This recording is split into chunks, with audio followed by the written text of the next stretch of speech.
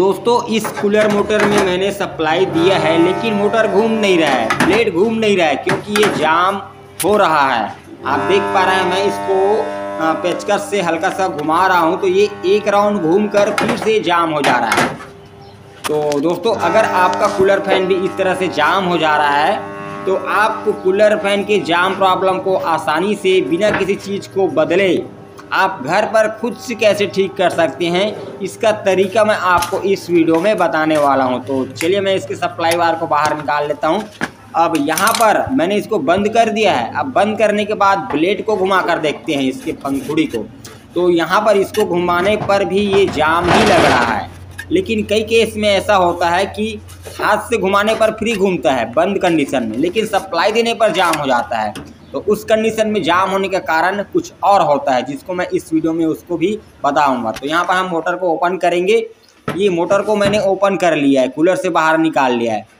अब यहाँ पर आप देख सकते हैं इसका जो सॉफ्ट है उसको हम घुमा रहे हैं, ये हल्का हल्का घूम रहा है, लेकिन काफ़ी ये जाम नज़र आ रहा है। तो दोस्तों कई बार ऐसा होता है कि हमारा जो कूलर है चालू करने के बाद जाम होता है, हाथ से हम उसके ब्लेड को घुमाते हैं तो फ्री घूमता है, लेकिन जैसे हम सप्लाई देते हैं तो जाम हो जाता है। तो उसका कारण होता है इसका शाफ्ट और बुश खराब हो जाता है। लेकिन ये जो कूलर का मोटर है इसको हम सप्लाई दे रहे हैं तो हल्का हल्का घूम रहा है और बंद करने के बाद भी ये जाम ही लग रहा है। जबकि बंद करने पर अगर फ्री घूमता है और सप्लाई देने पर जाम होता है तो उस कंडीशन में शाफ्ट बुश खराब होता है।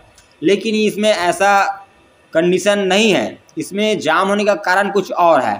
तो क्या कारण है ये मैं आपको इस मोटर को खोल कर दिखाता हूँ। तो यहाँ पर मैंने 4 नट जो लगता है उसको ओपन कर दिया है। अब इस वायर को आपको हल्का सा अंदर धकेलना है ताकि आपका जो कैप है आसानी से निकल जाए। ये अब नहीं निकल रहा है, तो अगर ये ढक्कन भी जाम हो जाता है तो आप इस तरह से पेंचकस से यहाँ से आप हल्का सा ठोकर लगाएंगे तो ये पकड़ ढीला हो जाता है। हम इस साइड को भी थोड़ा ठोकर लगाएंगे तो ये ढीला हो चुका है। अब आसानी से ये जो कैप इस तरीके से निकल जाता है। तो यहाँ पर मैंने इसको ओपन कर दिया। अब चलिए मैं आपको उसका कारण बताता हूँ। आप देख सकते हैं इसके जो सॉफ्ट है यहाँ पर जो वाशर लगा हुआ है, यहाँ पर बिल्कुल भी ऑयल नज़र नहीं आ रहा है। यहाँ पर जो ऑयल था वह गाढ़ा होकर सूख चुका है, जिस कारण से दोस्तों हमारा मोटर स्मूथ नहीं घूम रहा है, जाम हो जा रहा है। तो यहाँ पर जो बूश लगता है ना, बूश के चारों ओर सर्कल में एक रुई का वाशर होता है जिसमें ऑयल स्टोर होता है और उसमें का ऑयल धीरे धीरे सॉफ्ट में जाता है और आपका मोटर स्मूथ चलता है। लेकिन इसमें बूश के वाशर में जो ऑयल होता है वो भी सूख चुका है। यहाँ पर भी जो ऑयल होता है ना वाशर में सॉफ्ट में, ये भी यहाँ पर सूख चुका है, जिस कारण से आपका मोटर जाम हो जा रहा है। तो ऐसे में आपको सॉफ्ट बूश चेंज करने की ज़रूरत नहीं है। अगर सॉफ्ट बूश लगता है कि ख़राब हो चुका है, ज़्यादा गैप नज़र आ रहा है, तो आप चेंज कर सकते हैं। लेकिन इसमें ऑयल सूख जाने के कारण जाम प्रॉब्लम आया हुआ है, जो कि अधिकतर मोटर में ये प्रॉब्लम देखने को मिलता है। तो आपको क्या करना है, पुराना ऑयल जो गाढ़ा हुआ है उसको आपको साफ़ करना है। इसके लिए आप तारपीन, पेट्रोल, डीजल जो भी हो आप इसमें डालकर साफ़ कर सकते हैं, या आप ऑयल को ही डालकर साफ़ कर सकते हैं। तो इस तरह से इसको निकाल लेंगे वाशर को और इसको किसी कपड़े से पोंछ लेंगे। तो यहाँ पर मैंने पीछे वाले सॉफ्ट को भी अच्छे साफ़ किया और आगे वाले सॉफ्ट की तरफ को भी अच्छे से साफ़ कर दिया है। अब हम इस वाशर को दोबारा यहाँ पर लगाएंगे।